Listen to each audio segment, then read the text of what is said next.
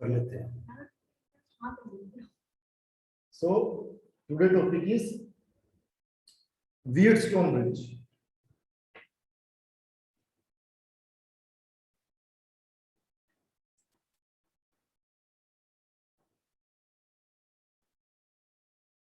तो ये Wheatstone bridge है क्या चीज? एक्चुअल में ये एक ऐसा ऑपरेटर्स है जिसके थ्रू हम अननोन रेजिस्टेंस कैलकुलेट कर सकते हैं। ये एक ऐसा अरेंजमेंट है जिसके थ्रू हम अननोन रेजिस्टेंस निकालते हैं, ठीक है ना, अननोन रेजिस्टेंस निकालते हैं, अननोन रेजिस्टेंस निकालते हैं।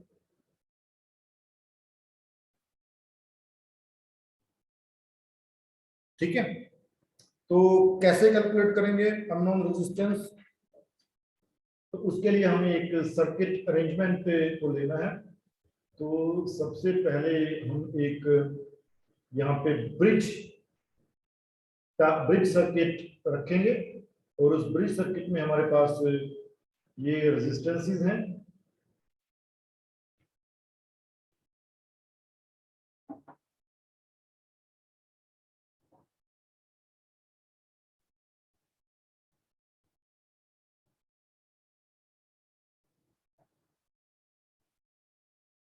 ये हमारे पास रेजिस्टेंसेस हैं। सो इन रेजिस्टेंसेस का नाम हमने रख दिया, ये रेजिस्टेंस है पी ओम का रेजिस्टेंस है, ये हो गया क्यू ओम का रेजिस्टेंस, और ये हो गया आर ओम रेजिस्टेंस, और ये हो गया S ohm resistance, right. And they are connected with the power source, they are connected with a DC battery.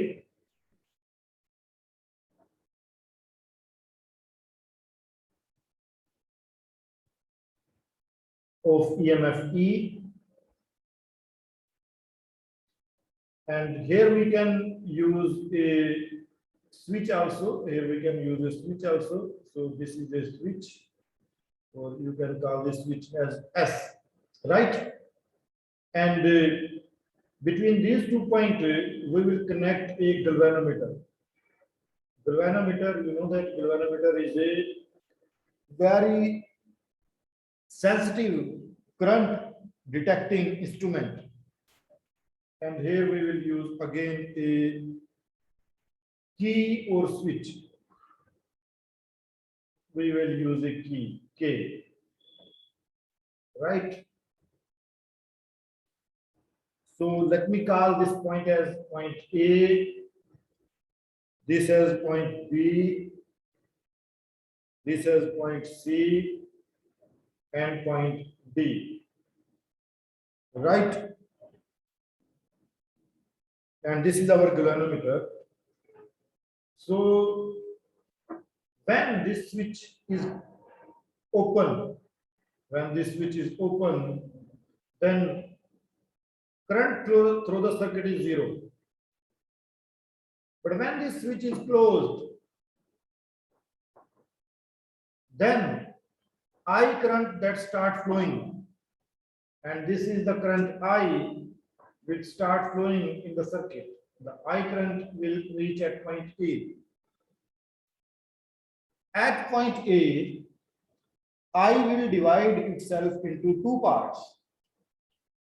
I1 will go in this side, and I2 will go in this side, right? Now what is the first step? First step हमें करना क्या है यहाँ पे? Step number 1. Step 1 हमें करना क्या है? Choose the value of P,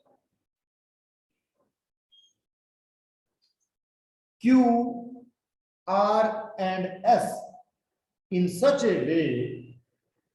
Choose the value of P, Q, R, S, or we can say adjust the value of, or ऐसे भी लिख सकते हैं, or adjust the value of PQRS in such a way,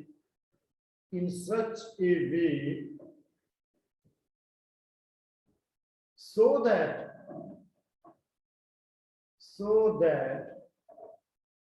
galvanometer G shows no deflection.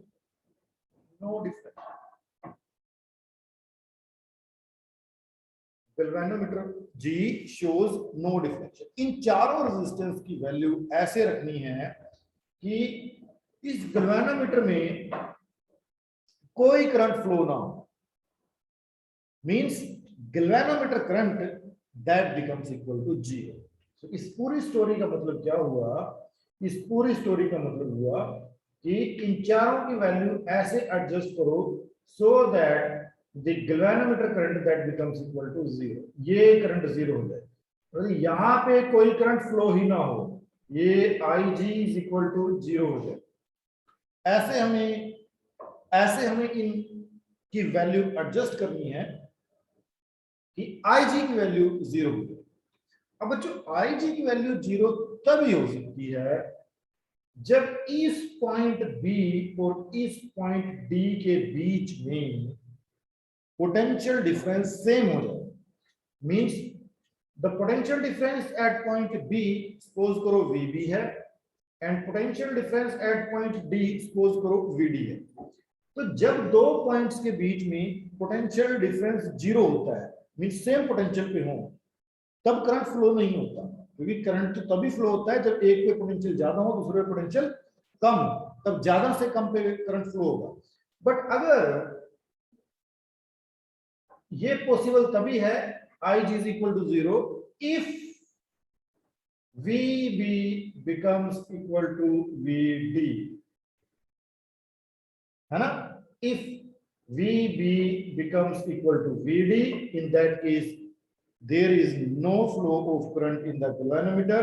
The galvanometer current will become equal to 0, right? अब हम ये की को प्रेस करते हैं, के को क्लोज करो, के को क्लोज करते हैं. जब के क्लोज है तो तभी की बात है, ये सारी की सारी के क्लोज है तभी तो है ना. के क्लोज है तो यहाँ पे के क्लोज है, राइट. ये तो हो गया स्टेप 1. अब स्टेप 2 क्या हो गया? Step 2 apply Kirchhoff voltage law. Apply Kirchhoff's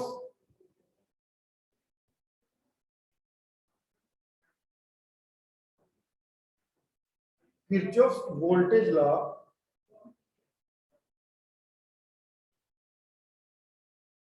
in the closed loop.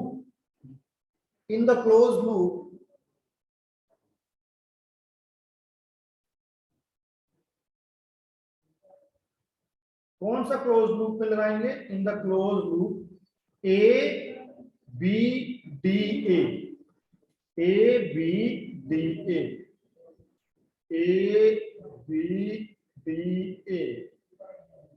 Okay. So अब ध्यान से देखो बच्चों, अब इसमें लगाएंगे. सो अब किरचॉफ वोल्टेज लॉ क्या बोलता है? जब हमने ये लूप चूज किया ABDA, अब इस रेजिस्टेंस के अक्रॉस वोल्टेज ड्रॉप कितना हो गया? इस रेजिस्टेंस के अक्रॉस, P के across current into resistance means I1 into P, ठीक है ना. और इसके अक्रॉस वोल्टेज ड्रॉप कितना हो गया? 0, क्योंकि इसके अक्रॉस तो कोई करंट ही नहीं है. अब इसके अक्रॉस कितना वोल्टेज ड्रॉप हो गया? I2 इनटू R, ठीक है ना. तो किरचॉफ वोल्टेज लॉ बोलता है कि किसी भी लूप में sum of all the voltages that is equal to 0. Sum of all the voltages that is equal to 0 किसी भी लूप में. तो इसका मतलब यहां पे जो वोल्टेज है I1 इनटू P प्लस यहां पे जो वोल्टेज है I2 इनटू R, उसको रखेंगे equal to 0. Sum of all the voltages in any loop वो 0 होता है, ठीक है. बट हमें ये भी ध्यान रखना है कि वोल्टेज जब हम ए टू बी जा रहे हैं, मींस करंट की डायरेक्शन में जा रहे हैं, तो वहां पे वोल्टेज ड्रॉप पॉजिटिव होगा। तो यहाँ पे जो वोल्टेज ड्रॉप होगा वो पॉजिटिव होगा। और यहाँ पे जब हम ऐसे जाएंगे D to A, we are moving opposite to the direction of current, so voltage drop negative होगा। तो कैसे लिखेंगे हम? Voltage drop across P, so I1 into P, है ना, प्लस के, प्लस I1, ये प्लस की है ना, voltage drop across this P, वो क्या आ गया? Plus I1 into P. इसके अक्रॉस तो जीरो हो गया, इसके अक्रॉस जीरो हो गया, है ना, वोल्टेज ड्रॉप, तो ये जीरो कर दो, ये जीरो हो गया, प्लस अब इसके अक्रॉस वोल्टेज ड्रॉप कितना हो गया? Minus I2 into R. Minus क्यों लिख रहे हैं? क्योंकि opposite to direction of current जा रहा है, तो इसको लिखेंगे minus I2 into R, minus I2 into R is equal to zero, right? So this can be written as I1P is equal to I2R and I can take it equation number 1। ठीक है बच्चों, इसको हमने equation number 1 रखा। अब देखो, अब क्योंकि पॉइंट बी का पोटेंशियल पॉइंट डी के पोटेंशियल के बराबर है, तो इसका मतलब देखो यहाँ पे ये करंट I1 आएगा। अब ये I1 इधर तो जा नहीं रहा कुछ भी, है ना, ये टोटल I1 इधर शिफ्ट हो जाएगा, ये टोटल I1 इधर आ जाएगा। ठीक है बच्चों, क्योंकि इधर तो कोई करंट जाएगा ही नहीं, है ना, इसको मतलब पूरा का पूरा I1 क्यू में चला जाएगा। ऐसे ही अगर यहाँ से देखें, ये I2 यहाँ पे आ रहा है, तो ये इधर तो कोई करंट जा नहीं रहा, इसको मतलब पूरा का पूरा I2 इधर आ जाएगा, ये पूरा का पूरा I2 इधर आ जाएगा। ठीक है ना। अब अप्लाई करते हैं Kirchhoff voltage law in the loop B C D B. So apply Kirchhoff voltage law in the loop B, C, D and B. So again, voltage drop is taken as positive in the direction of current and voltage drop is taken as negative opposite to the direction of current. So यहाँ पे voltage drop कितना हो गया? BC के cross कितना हो गया? I1 into Q। यहाँ पे वोल्टेज ड्रॉप कितना हो गया? माइनस, क्योंकि देखो करंट इधर जा रहा है, हम C टू D जा रहे हैं, तो कितना आ गया? Minus I2 into S। voltage sum of all the drop is equal to 0, so I1Q is equal to I2S, equation number 2, right? Now dividing equation 1 by equation 2, तो क्या कर देंगे? इक्वेशन 1 को डिवाइड करेंगे इक्वेशन नंबर 2 से, तो क्या हो जाएगा? I1P is equal to I2R। इसको डिवाइड किया हमने, लेफ्ट साइड को लेफ्ट से, राइट साइड को राइट से, so this become equal to I2 into S। So I1 cancel, I2 cancel, so this is equal to P upon Q is equal to R upon S। P upon Q is equal to R upon S। So बच्चों यहाँ पे note करने वाली चीज क्या है? Note करने वाली चीज ये है कि ये P और ये Q का रेशियो अगर R और S के रेशियो के बराबर हो जाए तो B और D का पोटेंशियल सेम हो जाएगा। In that case IG is equal to 0 हो जाएगा, गैल्वेनोमीटर करंट 0 हो जाएगा, गैल्वेनोमीटर में कोई डिफ्लेक्शन नहीं होगी। So this is called balance condition of the Wheatstone bridge. So this condition is called the balance condition. ये ही डिराइव करने के लिए पूछते हैं एग्जाम में, बैलेंस कंडीशन डिराइव करो। तो ये बैलेंस कंडीशन हमने डिराइव कर दी इसमें, तो इसका मतलब ये P और Q क्या हो गया? ये रेशियो आर्म होगी, P एंड Q रेशियो, क्योंकि दोनों में सेम करंट जा रहा है। इस P और Q में दोनों में सेम करंट जा रहा है, इनमें दोनों में सेम करंट जा रहा है I1 और इन दोनों में सेम करंट जा रहा है I2। ठीक है ना, तो दोनों में सेम करंट जा रहा है, तो इसमें ये रेशियो आर्म होगी, ये भी रेशियो आर्म होगी। सो रेशियो आर्म अगर इक्वल हो जाए, so the bridge is said to be balance, और उस बैलेंस ब्रिज के अंदर ये गिवेर्नमेंटल करंट भी हो जाए।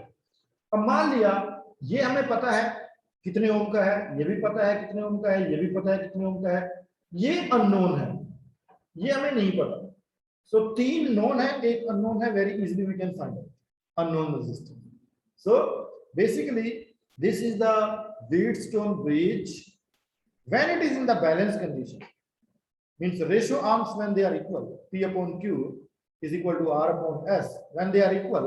So if any of the three resistances we know, any of the three resistances we know, we can find the fourth unknown resistance, right?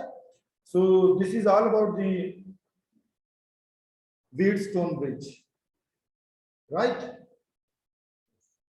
So now let me go to the one more bridge which is used to find out the value of unknown resistance, that is called the meter bridge. So उस metre bridge का भी basic principle यही है जो Wheatstone bridge का है, उसका भी यही काम है कि वो भी किसी अननोन रेजिस्टेंस को कैलकुलेट कर सकता है। But what is the difference between A Wheatstone bridge and a meter bridge? In the Wheatstone bridge, we can find the value of unknown resistance, no doubt, but of small values, a few ohms. But when we are dealing with very large value of resistance, when the resistance is in kilo ohm, in mega ohms, then the Wheatstone bridge is not a good option. So in that case, we will use the another apparatus, another device by which we can find the unknown resistance of very high value, and that apparatus is called the meter bridge. Okay, so both Wheatstone bridge and meter bridge, they are used for the same purpose. They are used to find out the value of unknown resistance, but there is a drawback with Wheatstone bridge. It can find the unknown resistance only of small values. But when it comes to the resistances of very high values, then Wheatstone bridge is not a good option. So we use another apparatus which is called the meter bridge. So let us go to the meter bridge.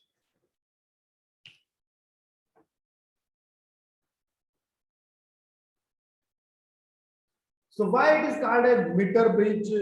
The name is very simple, meter bridge.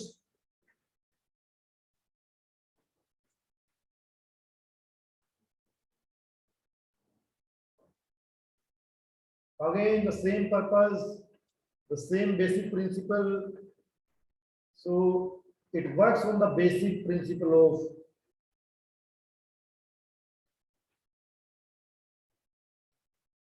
Wheatstone bridge, the same Wheatstone bridge. Wheatstone bridge. Okay, so the same basic P upon Q is equal to R upon S. So on the same basis, we will work on the meter bridge, right? So again, it is used to find the value of unknown resistance.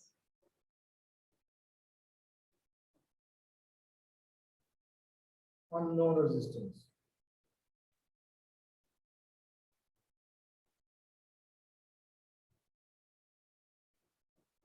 Of low value as well as high value, both of low value as well as high values. So it means इसका range बहुत अच्छा है, ये ओम से लेके mega ohm तक काम करे, तो इसकी जो रेंज हो गई, इसकी रेंज बहुत अच्छी हो गई, इसकी जो रेंज हो गई वो ohms, a few ohms to mega ohms, mega ohms तक के रेजिस्टेंस यहाँ पे हम फाइंड आउट कर सकते हैं। So it is called a metre bridge, क्योंकि इसमें 1 मीटर लेंथ की वायर यूज करते हैं। 1 मीटर लेंथ की 1 मीटर लेंथ की वायर यूज करते हैं। और जो वायर होगी, वायर यूज करते हैं, राइट, 1 मीटर लेंथ की वायर इसके अंदर यूज करते हैं। So let us go for the basic operators.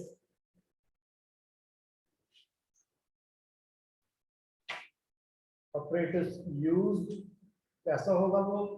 सो सबसे पहले हमने एक वुडन बॉक्स लिया, एक वुडन बॉक्स है, और ये पूरा एक वुडन बॉक्स हमने चूज किया।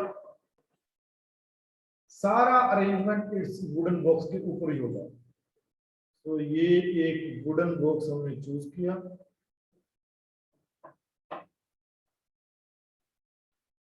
वुडन बॉक्स, अब इस वुडन बॉक्स के ऊपर हमने यहाँ पे लगाई एक कॉपर स्ट्रिप। यहाँ पे कॉपर स्ट्रिप को लगाया।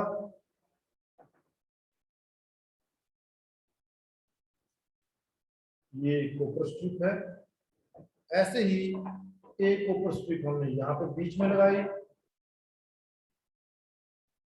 ये एक कॉपर स्ट्रिप को बीच में लगाया हमने, और एक कॉपर स्ट्रिप को हमने यहाँ पे लगाया।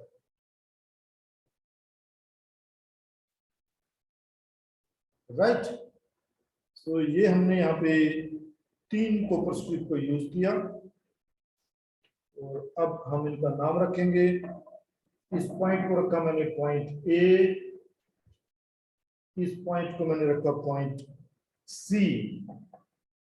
सो जो 1 मीटर लंबी वायर है, जो 1 मीटर लंबी वायर है, वो वायर को हम इन 2 पॉइंट्स के बीच में कनेक्ट करेंगे।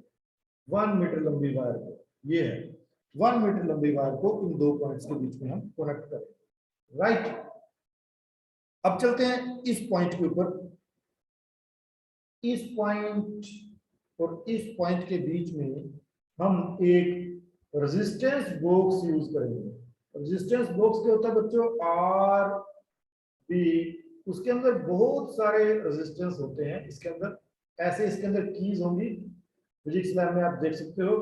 तो यहाँ पे अगर कोई की हमने निकाल दी, सपोज करो 10 ओम की निकाल दी, तो अब इसका मतलब इन 2 पॉइंट्स के बीच में, इन 2 पॉइंट्स के बीच में 10 ओम का रेजिस्टेंस आ गया। अगर यहाँ से 100 ओम की निकालते हैं, तो इन दोनों पॉइंट्स के बीच में 100 ओम का रेजिस्टेंस आ गया। तो this is called resistance box. इसको बोलते हैं आरबी, रेजिस्टेंस बॉक्स। राइट, अब चलते हैं इन 2 पॉइंट्स के बीच में। इन 2 पॉइंट्स के बीच में बच्चों हमें जिस अननोन रेजिस्टेंस की वैल्यू निकालनी है वो कनेक्ट करना है। ठीक है ना? सो जिस अननोन रेजिस्टेंस की वैल्यू निकालनी है, मान लिया ये वो अननोन रेजिस्टेंस है जिसकी वैल्यू हमें निकालनी है। सो इन दोनों पॉइंट्स के बीच में हमें वो अननोन रेजिस्टेंस कनेक्ट कर देना है, और उस अननोन रेजिस्टेंस का नाम हमने रख दिया एस। इन दोनों पॉइंट्स के बीच में ये है अननोन, इसका कुछ अता पता नहीं है। ये क्या लगाया हमने, क्या नहीं लगाया, ये हमें मेजर करना है। ये हो गया नोन, क्योंकि यहाँ पे जो भी की निकालेंगे वो इन दोनों पॉइंट्स के बीच का रेजिस्टेंस बन जाएगा। तो ये नोन है, ये नोन है। ठीक है बच्चों, अब इस सर्किट को हमें किसी एक्सटर्नल बैटरी के साथ भी तो कनेक्ट करना है। तो अब इसको किसी एक्सटर्नल बैटरी के साथ कनेक्ट करेंगे। तो बैटरी के साथ कनेक्ट करने के लिए एक पॉइंट हम यहाँ पे रखेंगे और एक पॉइंट हम यहाँ पे रखेंगे। तो इन दोनों पॉइंट्स को अब किसी बैटरी के साथ कनेक्ट करेंगे।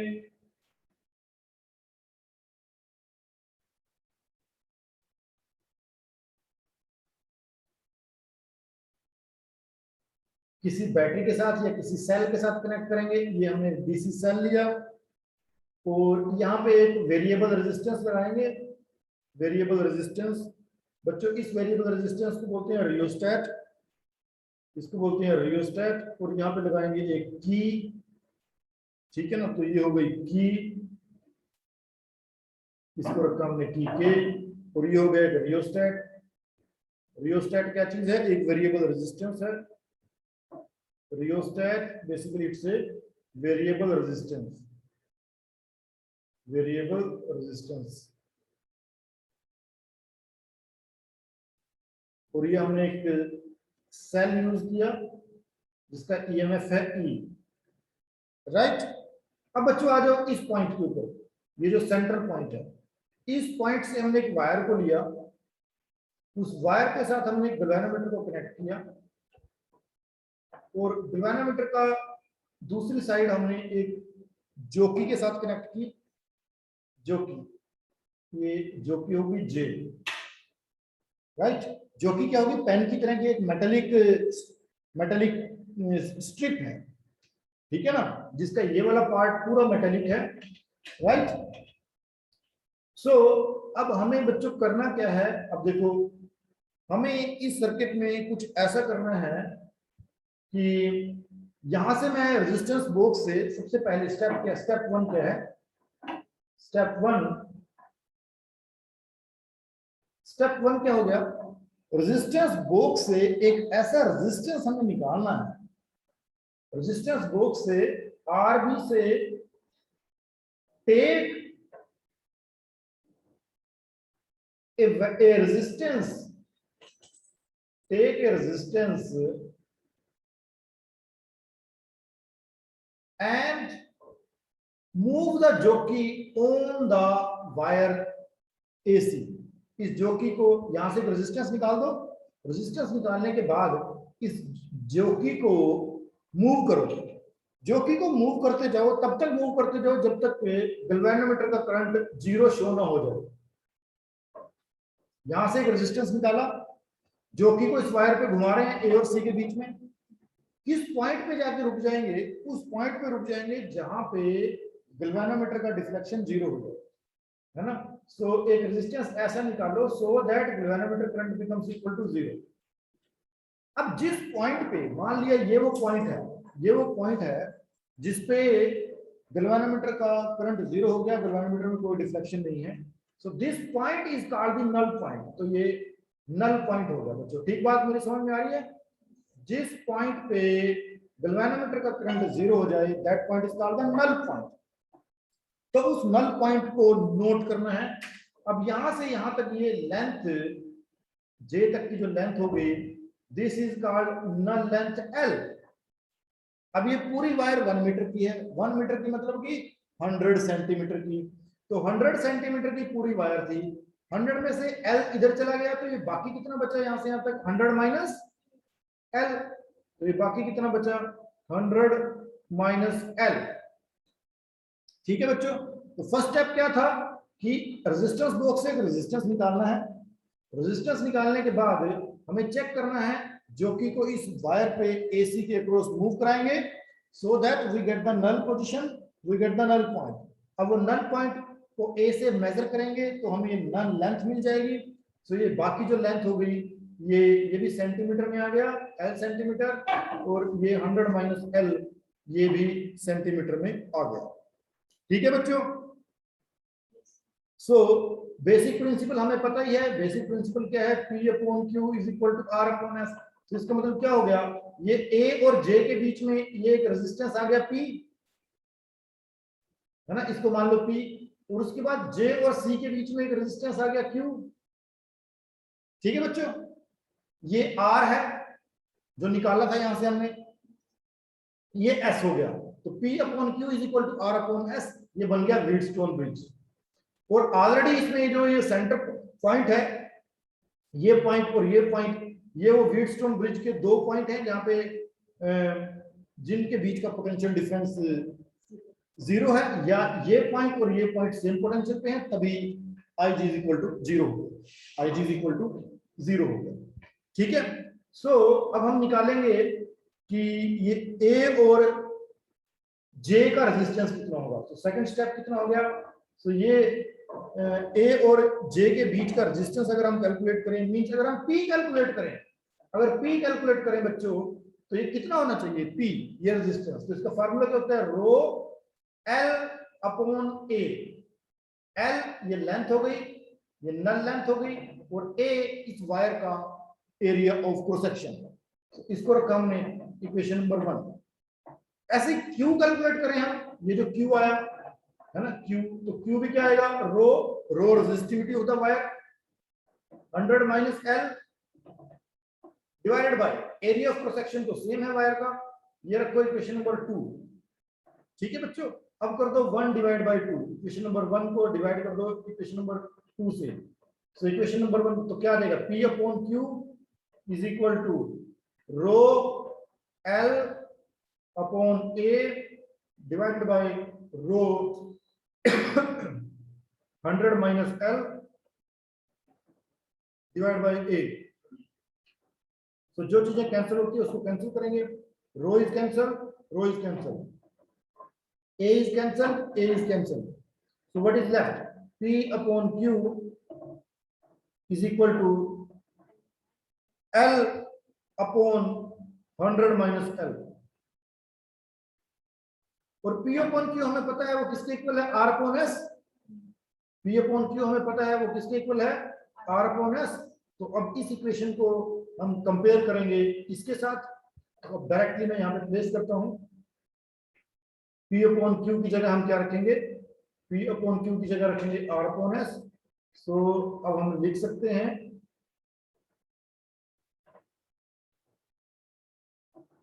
L upon 100 minus L is equal to R upon S। ठीक है बच्चों, R अपॉन S। तो L हमें पता है कितना है, ये R भी हमें पता है कितना है, तो हम S फाइंड आउट कर सकते हैं। So from this we can find out S. So S is equal to R 100 minus L divided by L. So हमारा unknown resistance क्या था, S। unknown resistance क्या था बच्चों, ये unknown था, ये unknown resistance था S। So ये unknown resistance हम निकाल सकते हैं with the help of this meter bridge. So this is the application of Wheatstone bridge.